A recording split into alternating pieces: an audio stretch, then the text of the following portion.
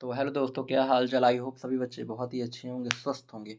तो सभी बच्चों का संस्कार लर्निंग के चैनल पे बहुत बहुत स्वागत है। जैसा आप लोगों को पता ही है कि इस चैनल पे डीएलएड की संपूर्ण तैयारी कराई जा रही है। ठीक है, उसी के सिलसिला में आप लोगों को लगातार पता है कि यहाँ पर मैथमेटिक्स की वीडियो, जीके की वीडियो, इंग्लिश की वीडियो, हिंदी की वीडियो जो है वो लगातार डाली जा रही है।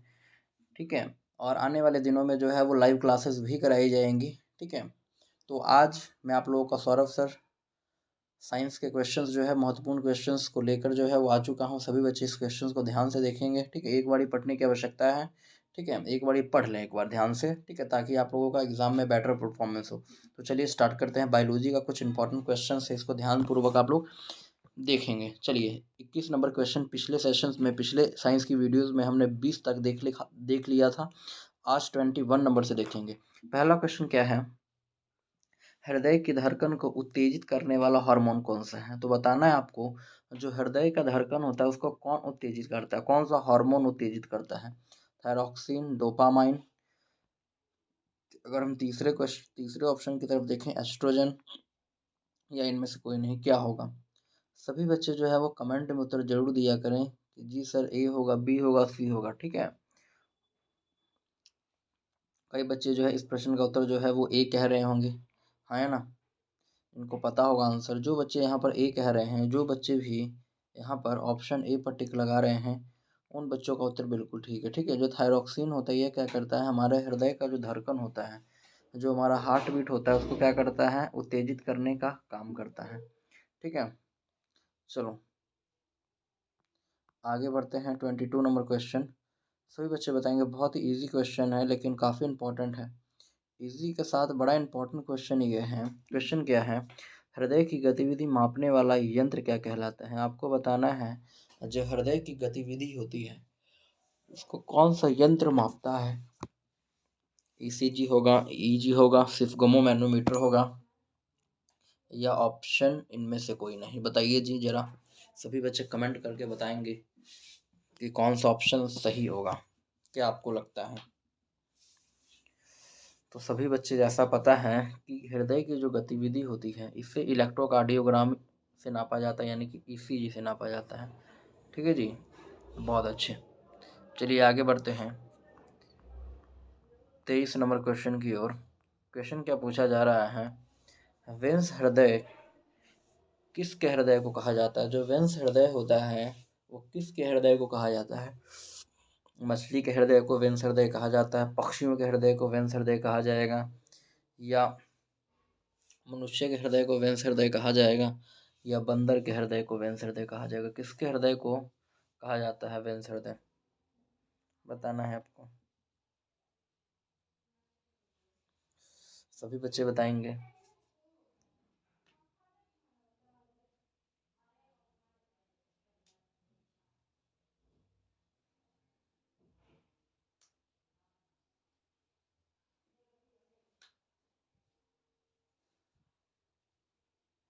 बहुत अच्छे। जो बच्चे मछली के हृदय को कह रहे हैं कि वेन्स हृदय होता है, वो बच्चे बिल्कुल सही है। ठीक है, तो मछली का जो हृदय होता है इसी को क्या कहा जाता है, वेन्स का हृदय। क्लियर है, चलिए आगे बढ़ते हैं।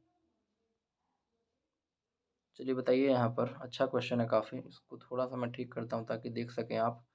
क्वेश्चन में क्या पूछा गया है, निम्न, थोड़ा सा मिस्टेक है भाई क्वेश्चन में। कहा यह जा रहा है, बताओ निम्न में से किस हृदय को प्रारंभिक पेसमेकर कहा जाता है। बताइए निम्नलिखित में से कौन से हृदय को प्रारंभिक पेसमेकर कहा जाता है। ऐसे नोड को कहा जाएगा, एवी नोड को कहा जाएगा, या एसएस नोड को कहा जाएगा, या एस नोड को कहा जाएगा। थोड़ा सा टाइम लें और बताएं जरा क्या होगा इस प्रश्न का उत्तर। देखिए, जो प्रारंभिक पेसमेकर हैं वो किसे कहा जाता है, तो आपको पता होगा ऐसे नोड को किसे कहा जाता है, यह ऐसे नोड को कहा जाता है। ठीक है, चलो आगे बढ़ते हैं। 25 नंबर, चलिए बताइए 25 नंबर क्वेश्चन का उत्तर सभी बच्चे देंगे। क्वेश्चन क्या कह रहा है कि रक्तचाप का सामान्य से अधिक होना क्या कहलाता है। रक्तचाप समझते हैं ना,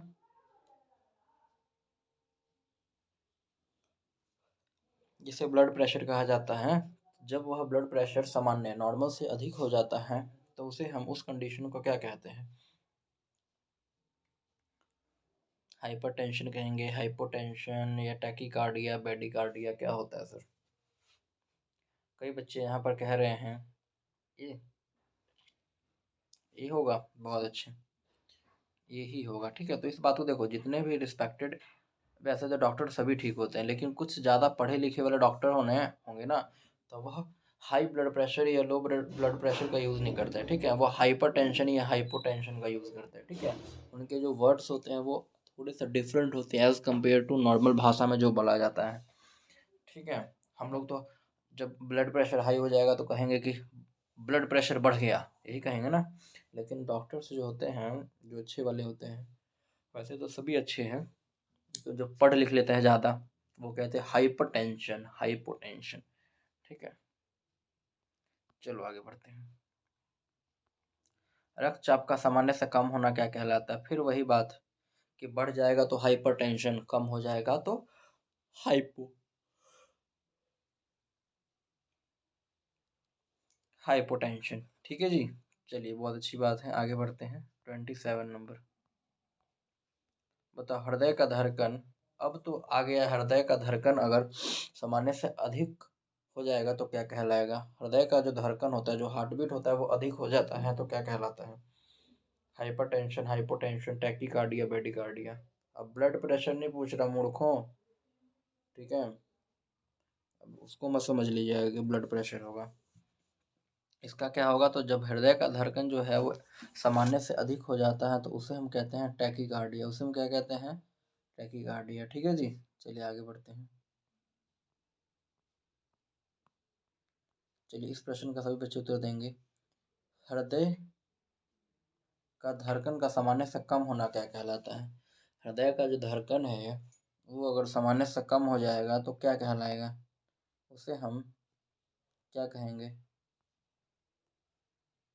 उसे हम क्या कहेंगे, फटाफट से बताइए जरा एक बार।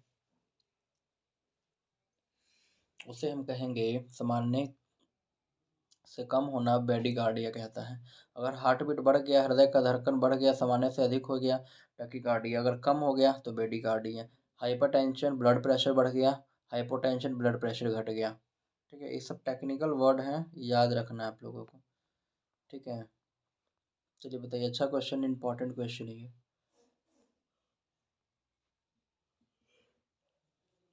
क्वेश्चन क्या है, मनुष्य के एक धड़कन में लगने वाला समय क्या होता है? एक धड़कन में जो समय लगता है वो कितना लगता है?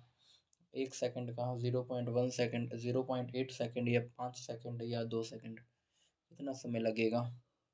तो आप कहोगे सर इसका जो है वो 0.8 उत्तर होगा। ठीक है, और आप लोगों का बिल्कुल सही उत्तर है।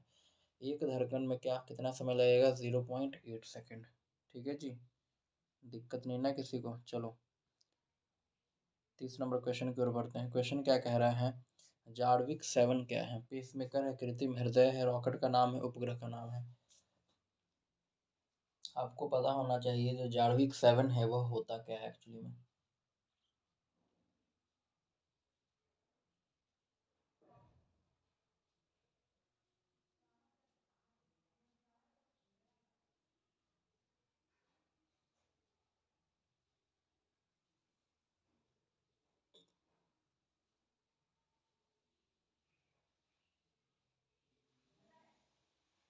तो आप कहोगे सर यह जो जार्विक 7 है यह एक प्रकार का आर्टिफिशियल हार्ट है। ठीक है, एक कृत्रिम हृदय है। ठीक है, तो इस बात को आप याद रखिएगा। चलिए आगे बढ़ते हैं। भी थोड़ा सा मैं आप लोगों को टाइम देता हूँ ताकि आप लोग आंसर दे सको। ठीक है, चलिए बताइए 31 नंबर, हृदय की धड़कन को क्या कहा जाता है? अरे भाई ये क्या क्वेश्चन आ गया है, हार्ट बीट बताओ। 22 नंबर, 32 नंबर, अच्छा क्वेश्चन है जी। हृदय से रक्त को शरीर के विभिन्न अंगों तक ले जाने का कार्य कौन करता है? आपको पता है जो हार्ट होता है, हार्ट से ही हमारे डिफरेंट डिफरेंट बॉडी पार्ट्स में ब्लड को भेजा जाता है। किसके द्वारा जी? धमनी के द्वारा, एरोटो के द्वारा, उपयुक्त दोनों। उपयुक्त दोनों का मतलब है ए भी सही होगा, बी भी सही होगा, या डी ऑप्शन है, इनमें से कोई नहीं। बताओ। तो आपको एक बात पता है कि जितने भी बॉडी पार्ट्स में मूव करता है वह किसके द्वारा भेजा जाता है? तो आपको कि सर ये धमनी अरोटा दोनों, धमनी कह लो हिंदी में, अरोटा कह लो इंग्लिश में, यानी कि सी ऑप्शन बिल्कुल सही उत्तर है। दोनों में याद रखना गुरु, ठीक है, हिंदी और इंग्लिश दोनों वाले बच्चे दोनों में याद रखिएगा, ठीक है। एग्जामिनर बड़ा तेज होता है, हिंदी वाला धमनी याद करके जाएगा और हिंदी में लिख देगा एरोटा, बेटा पता नहीं रहेगा तो फिर नहीं मार पाओगे उत्तर। चलिए, विभिन्न अंगों से रक्त को हृदय में वापस लाने का कार्य कौन करता है? बताइए आप। विभिन्न अंगों से हृदय को, अरे भाई क्या लिखा गया है, विभिन्न अंगों से रक्त को हृदय में वापस लाने का कार्य कौन करता है? तो आपको पता है सीरा और वेन्स दोनों एक ही नाम है भाई, हिंदी में कह लो सीरा, इंग्लिश में वेन्स कह लो, सी ऑप्शन बिल्कुल सही है, ठीक है। इसलिए मैंने लिखा है क्योंकि एग्जामिनर बड़ा तेज होता है, काफी कॉम्पिटेटिव एग्जाम में ऐसे क्वेश्चन पूछा जा चुका है, ठीक है। ठीक है, इंग्लिश में लिख देगा वेंड, ठीक है, या वेंस, तो बच कर रहना है ये सब चीज़ों से। चलिए बताइए, बड़ा अच्छा क्वेश्चन है ये भी, सिंपल सा एकदम। बताइए, रक्त का समस्त शरीर में परिभ्रमण को क्या कहा जाता है? जी, परिसंचरण, सर्कुलेटरी, उपयुक्त दोनों, तो इसका भी क्या होगा? उपयुक्त दोनों, ए और बी दोनों सही है। चलिए 35 नंबर क्वेश्चन, मानव शरीर में शुद्ध रक्त फेफड़े से कहाँ पहुँचता है? बताइए, मानव शरीर में शुद्ध रक्त फेफड़े से कहाँ पहुँचता है? फेफड़े से कहाँ पहुँचेगा? रक्त में हृदय में पहुँचेगा।